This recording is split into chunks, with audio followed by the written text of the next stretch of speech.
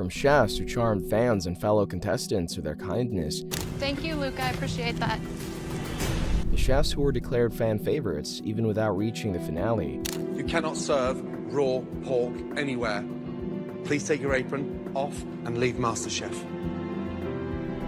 Here are some MasterChef contestants who have practically zero haters, starting with Christine Ha. Christine Ha was born in Los Angeles County, California, to parents who immigrated from Vietnam. She grew up in Southern California before moving to Houston, Texas, where she has lived for most of her life. In 2004, Christine was diagnosed with neuromyelitis optics, a rare autoimmune disease that attacks the spinal cord and optic nerves, and by 2007, she nearly lost all her vision. She navigated the MasterChef kitchen by memorizing station layouts, relying on taste, touch, smell, and a calculated internal sense of timing that takes years to develop. Over the course of 19 episodes, Christine won several individual and team challenges that clawed their way to the very top.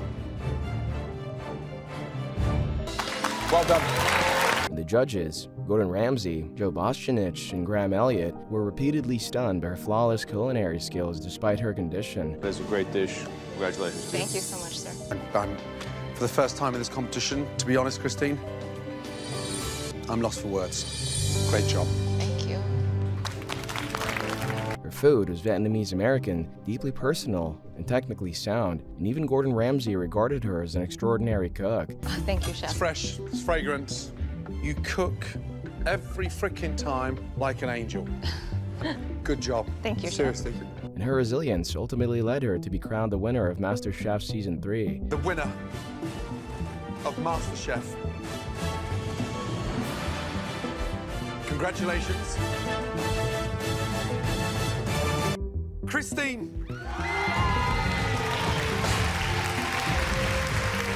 After Christine won, the reaction from audiences and social media was immediate. Fans across the country celebrated her victory, with one stating, "Congratulations, Christine. Even if you have a disability, you did not give up on your dream to become the next Master Chef. You're an inspiration to all." Even fellow contestants who had competed against her were vocal in their support. I love her, I respect her. I'm just proud to be able to compete against her. I will never give up on my journey. After the show, Christine published her cookbook recipes for My Home Kitchen, which became a New York Times bestseller. She went on to host a cooking show for the visually impaired called Four Senses. She also served as a culinary envoy for the American Embassy in Jordan, Serbia, Bosnia, Croatia, and Vietnam. In 2014, she received the Helen Keller Personal Achievement Award from the American Foundation for the Blind, an honor previously given to Ray Charles, Patty Duke, and Stevie Wonder. Then in 2015, she revealed that she would become a judge in the third season of MasterChef Vietnam, having made an appearance as a guest in the previous seasons. Additionally, she opened the Blind Goat restaurant in Houston in 2018, which was named a James Beard Foundation semifinalist for Best New Restaurant in America in 2020. Christine Ha became a symbol of what human determination looks like when it refuses every excuse available to it, and the world has never stopped rooting for her. Luca Manfe. Christine won one of the biggest cooking competitions in the world, and she did it without being able to see a single plate she touched. Meanwhile, the chef coming up next had a completely different journey into that kitchen. Luca Manfe was born and raised in Friuli, Italy, then moved to the United States at age 21. He worked in the restaurant industry as a manager, but loved food deeply and cooked it at home with a dedication that most professional kitchens demanded. He cooked his mother's recipes and poured his Italian heritage into every dish. Cooking came from my mother. Since I was young, I would stay in the kitchen with my mom all the time. But his MasterChef journey wasn't the most seamless. Luca came to MasterChef Season 4 with something to prove, because he had applied for Season 3 but got rejected. It's a no. Because next year, I think you can come back and just completely rise above the competition. That dish there is what I'm going to judge you on this year, and it's not good enough for now. So I'm a no. He came back, and from the very first episode of Season 4, Luca stood out because he was genuinely warm and showed kindness to others, even when competing against them. Thank you, Luca. I appreciate that. Even though Natasha has 3 sticks of butter at her station she's not touching, Luca comes through because Luca is the nicer of the two. He was even addressed by fans and fellow contestants as the undisputed nice guy, and fellow contestants openly predicted he would win. Because not only is he a good person and he deserves it, he's a better chef. During the finale, Gordon Ramsay was impressed by Short Rib's dish, and he made sure to let him know. Me, 6 foot under, a very happy man, because that is delicious. That is the kind of dish that I would have, seriously, as my last supper. Congratulations. Thank you, Chef. In the end, he won season 4 with a 3-course meal that impressed all 3 judges and earned him the title Master Chef. Congratulations. Luca! And fans couldn't have been happier, with one saying, not only a great chef, but a great human being. He not only helped Natasha, but also Jesse when they forgot their ingredients. He truly deserved this, and I'm so happy. And another one remarking, I love Luca, and he very much deserved this, not just because of his cooking, but because he's genuinely a nice, helpful, creative person, and he really deserved this. And I'm glad to see him doing well as a chef now. After the show, Luca published his cookbook, My Italian Kitchen, Favorite Family Recipes from the winner of MasterChef Season 4, with a foreword by Gordon Ramsay and Joe Bastianich. He also launched a personal catering service called Dinner with Luca, where he hosts cooking classes and culinary experiences. Later on, he launched Italy with Luca, a culinary travel company that offers tours through Italy, rooted in food, culture, and the same warmth he brought to the MasterChef kitchen. Then on November 19, 2025, Luca opened a restaurant named Luca & Sons, with his 2 sons completely involved in the operations. Viewers adored Luca during his season and have followed him since. He currently has over 300,000 followers on Instagram, which is proof of the lasting impact he made in the show. Whitney Miller. Luca Manfe proved you can walk into the fiercest competition in television and never make a single enemy, but the next chef did it 2 years before Luca, and she did it with Southern food and a quiet fire that no one saw coming. Whitney Miller grew up in Poplarville, Mississippi, cooking Southern food the way she had learned it, from family and tradition. She arrived at MasterChef as a home cook with no professional training, no restaurant experience. Whether I'm at work and I'm sneaking on some kind of website to look up recipes, or I'm in the grocery store shopping, I'm thinking about food constantly. Hey guys, Scott. Throughout the season, Whitney carried herself differently from many of her competitors and was focused without being cold or combative. Her signature strength was dessert, which earned her the nickname Pastry Princess, and her culinary skills eventually led her to the finale. Her final menu included country fried chicken over creamed collard greens, and while making this dish, she experienced an accident in the kitchen.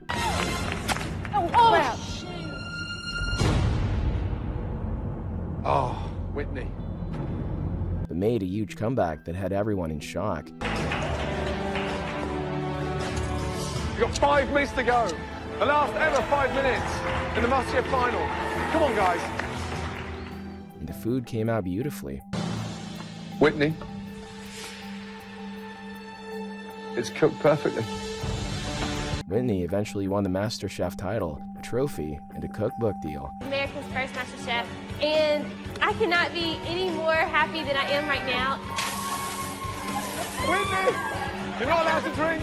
Fans couldn't hide their excitement, with one stating, I was so happy to see Whitney as the winner, considering not just her age, but her young talent. She was described by fans as delightful, sweet, and kind, willing to pose for pictures, and spoke to each person with a smile. After MasterChef, Whitney took her platform seriously. She published 2 books, Modern Hospitality, Simple Recipes with Southern Charm, with a foreword by Gordon Ramsay and Whitney Miller's New Southern Table. She also showcased her Southern cuisine internationally, cooking in China, Dubai, Malaysia, and South Africa, and has cooked for celebrities, including Chip and Joanna Gaines. In 2020, she launched Whitney's Cookies, a mail-order cookie company rooted in the same Southern tradition she grew up with. Claudia Sandoval. Whitney Miller was the first ever winner of MasterChef US, and she set a standard that still stands. A few seasons later, a woman arrived at MasterChef with a story that made the entire world stop and pay attention. Claudia Sandoval is originally from Sinaloa, Mexico, but was born and raised in San Diego, California. She walked into the MasterChef Season 6 kitchen as a single mother, sharing a 1-bedroom apartment with her daughter. Do you like my food? Yeah.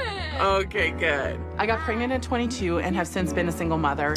This competition is the perfect opportunity for me to show my daughter that Latinos are a viable and important part of this society. And she grew up cooking Mexican food and brought that food to the MasterChef kitchen without apology.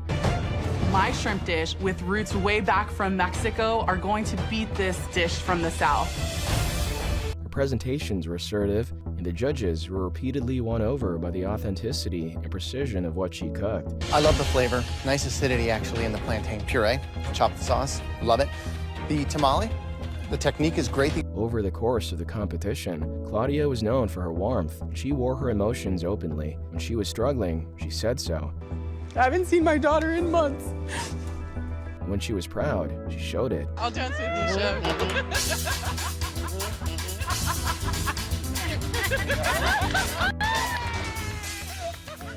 Audiences connected with her because she never seemed to perform for the camera, and her story resonated with them. One of her fans even commented, "I watched you that night and have made an effort to follow your progress ever since. You are super and are inspiring to watch as you haven't settled and are still growing into the best version of you." Claudia ultimately won the Masterchef title, along with $250,000. Claudia!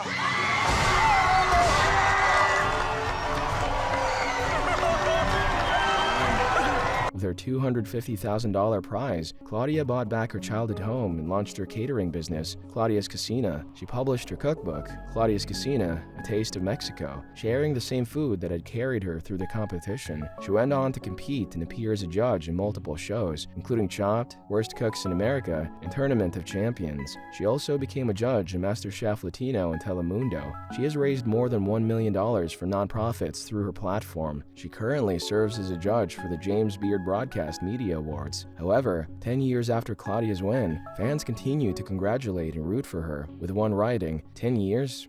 Feels like yesterday, and still brings tears of joy to my eyes for you. You make us all proud, girl. Keep taking chances and pushing forward." Dino Angelo Luciano. Claudia carried a culture and a daughter on her back and still won the whole competition. Next up is a chef who walked into season 8 looking entirely different from his fellow contestants. Before Dino Angelo Luciano ever picked up a chef's knife, he was a dancer. He trained in ballet and understood that the discipline comes with repeating the same motions thousands of times and applied it to cooking. He arrived at the MasterChef kitchen with bleached blonde hair, a body full of tattoos, a thick New York accent, and a habit of saying baby doll. The way that the flavors infuse together, you're gonna love it. Last 10 minutes, guys. Baby doll. It was impossible to ignore and impossible to dislike. From the moment Dino stepped into the kitchen, fans loved his energy, with one stating, "Dino has great energy, and he'll love your smile." He was described as one of the most memorable contestants in the show's history, and his cooking matched his personality, bold and creative. I think it sort of makes it your own instead of playing too much homage to something that maybe is on the menu somewhere else. I think it's a beautiful, beautiful dish. Thank you, chef. His final menu, squid ink pasta, lamb chop, and tiramisu, impressed all 3 of the judges and earned him the title of Season 8's Master Chef. Dino! Oh my God!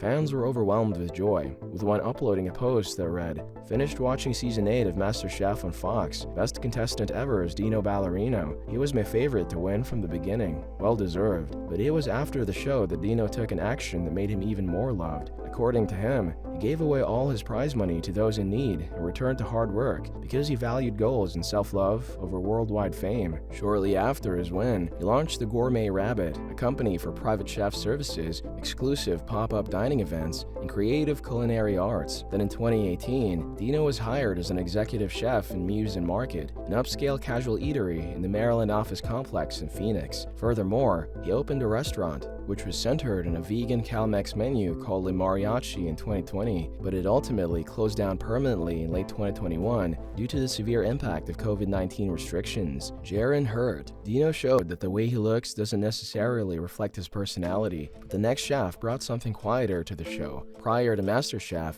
Gerron Hurt was an English high school teacher in Nashville, Tennessee. He came to the show without the flashiness of some competitors and without a dramatic backstory engineered for television. Out of 7 siblings, I'm the first person in my family to go to a 4-year college and graduate. Growing up in a rough neighborhood, cooking for me was a way out. And that's exactly the opportunity that I want to provide for my students. Gerron moved through Season 9 with a kindness that was visible in every interaction. Are you confident that you can get scallops done? I am trying. You go ahead and plate. I got this. I got this. Thank you. And developed friendships with nearly every contestant in the competition that they all rooted for him when he got to the finals. Go, Gerron! Come on, Gerron, you got it! He was described consistently by fellow contestants and fans as kind-hearted and likable, with a humble personality that made people root for him the moment he appeared on their screens. His cooking was rooted in Southern food, which he brought to the Masterchef kitchen with confidence. Your options are a coleslaw or a potato salad. That's exactly what I wanted to provide you guys, a taste of me on a plate. You know, Gerron, I appreciate that. The judges loved every single dish he made for the finale. His mentor for the season, Joe Boschanich, couldn't have been prouder. The shrimp, spot on. Grits, that creaminess is exceptional. And those dishes that reminded him of home ultimately earned him the title of Master Chef. Gerron!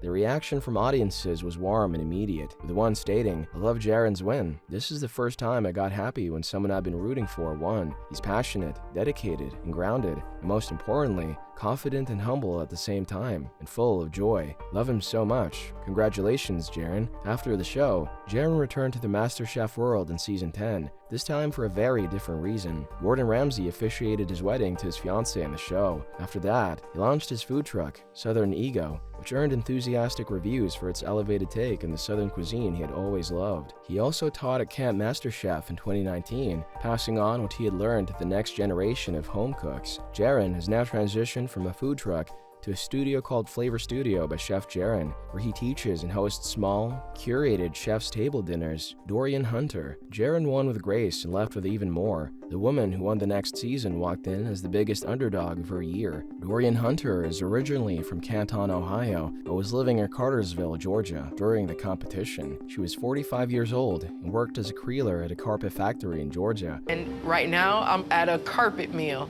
Every day I go into that place, I'm like, this is not the place I need to be. I need to be doing my passion. Cooking is my passion. She had a love for food, a connection to Southern cooking, and a determination that no challenge in that kitchen could shake. I don't just like cooking, I love cooking. And some days I can't even sleep because the idea comes and I have to see it on a plate. She came into Season 10 as an underdog and had to figure out a lot of those challenges in the fly. I knew it was gonna be a twist, but this is my opportunity to change my family's life. So I'm gonna fight my way through it like I always. Week after week, she kept surviving challenges people expected her to struggle with, and eventually, she started looking like a real contender. Fantastic. Dorian, I dropped my spoon. Fantastic dessert. Amazing. By the time the finale came around, Dorian had won 6 individual challenges, tying with fellow finalist Nick DiGiovanni for the most challenge wins in the season. Her finale menu featured dishes that brought the judges to a unanimous decision, as all 3 judges picked Dorian as a Season 10 Master Chef. Dorian!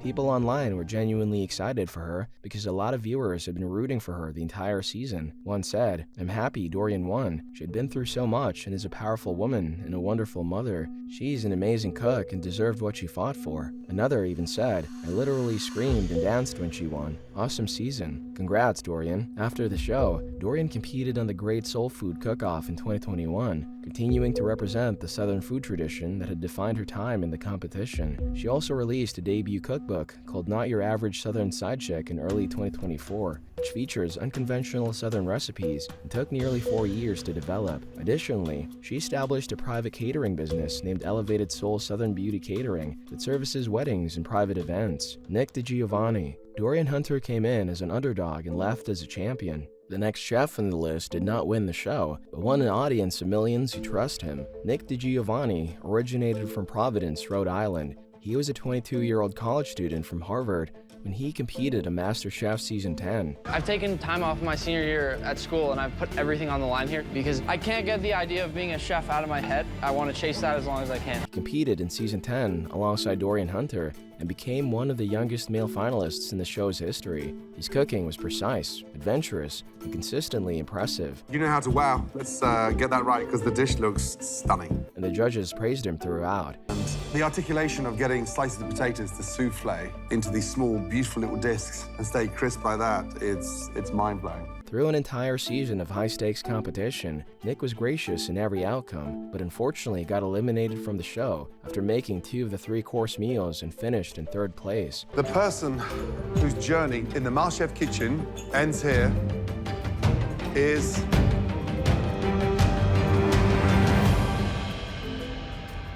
Nick.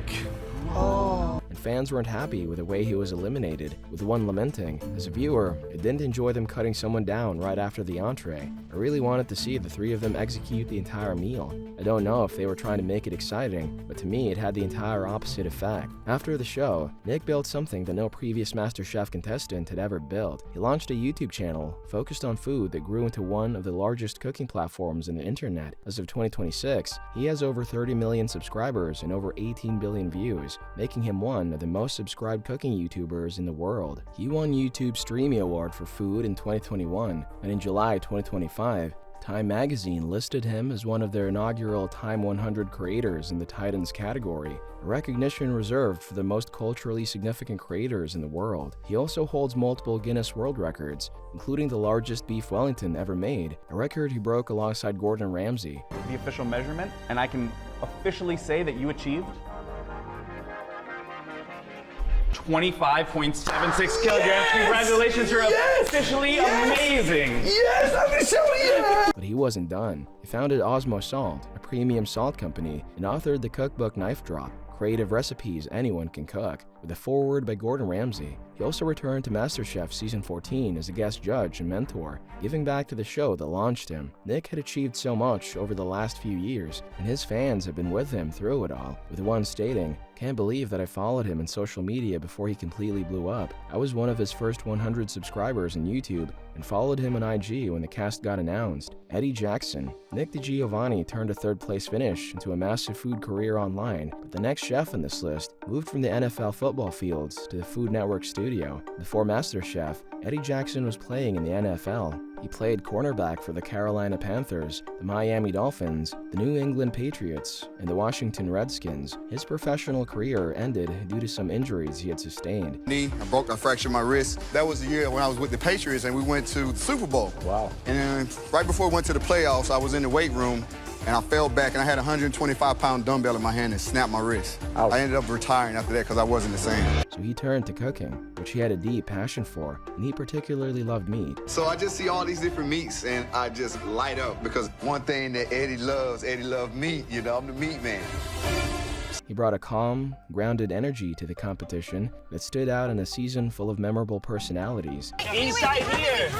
Relax. It's 1 minute. Relax. No, please. Fans described him as a very respectful and confident cook who had one of the most likable personalities, leading him to getting along with most of his fellow competitors. His run ended in episode 17 during a sushi challenge. The person leaving MasterChef tonight, Eddie.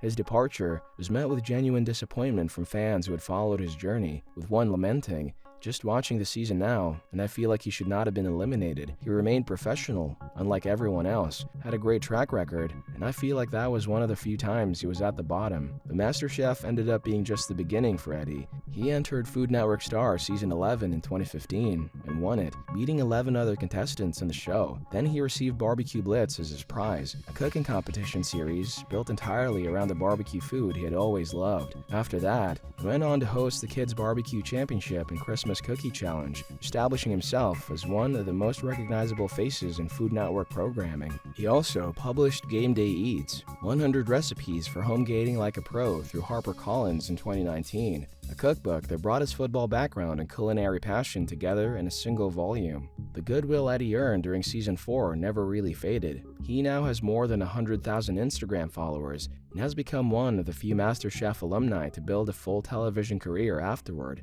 Alejandra Schrader, Eddie Jackson didn't win MasterChef, but he effortlessly won the hearts of his fans with his positive energy. The final person on this list also left without the title, but gained something just as meaningful. Alejandra grew up in Caracas, Venezuela, raised by a single mother in a middle-low-class neighborhood where fresh, nourishing food is often scarce. She came to the United States, studied architecture at SciArc in Los Angeles, and earned a master's degree in urban and regional planning from the University of Michigan, graduating top of her class.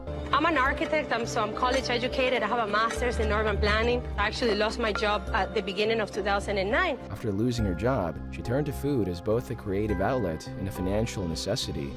$150,000 worth of student loans, but I didn't know the market would crash the way it did and that I would lose my job and not be able to produce and provide for myself. So being here means a lot to me. Breathe. She applied to MasterChef Season 2 from a pool of over 30,000 applicants and earned her place in the competition. Congratulations. You deserve it. And more importantly, it didn't cost 150 grand. Well done. Thank you.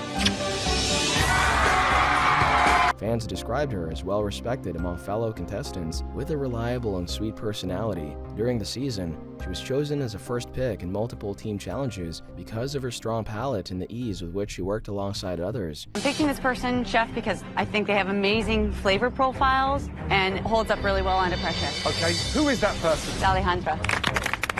But unfortunately, she got eliminated in episode 13 for serving undercooked pork and finished in 9th place. Alejandra, I'm really sorry. Rule number 1, you cannot serve raw pork anywhere. Please take your apron off and leave MasterChef. Fans were displeased by her elimination, as they often cited her as a favorite to win the entire season, with one stating, "I disagree with who won. Rather, someone served me raw pork so I can ask them to cook it more, instead of the worst thing I've ever eaten, which is a waste of pig." Despite her elimination, she was ultimately declared a fan favorite of MasterChef Season 2. After MasterChef, she became a paint-based nutrition certified chef, earning her certification from the T. Colin Campbell Center for Nutrition Studies at Cornell University. She published the Low Carbon Cookbook and Action Plan through DK or Penguin Random House in 2021, a cookbook focused on reducing food waste and combating climate change through sustainable, plant-based recipes. The book won the Gourmand World Cookbook Award for the United States in the food waste category. She also became a founding member of the Chef's Manifesto, a program under the SDG2 Advocacy Hub focused on food equity and sustainability, and was appointed as an ambassador for Sustainable Development Goal 2, Zero Hunger. As a sister on the Planet Ambassador for Oxfam America, she has traveled to El Salvador, Honduras, and Peru to work with ecological farmers and underprivileged communities. Furthermore,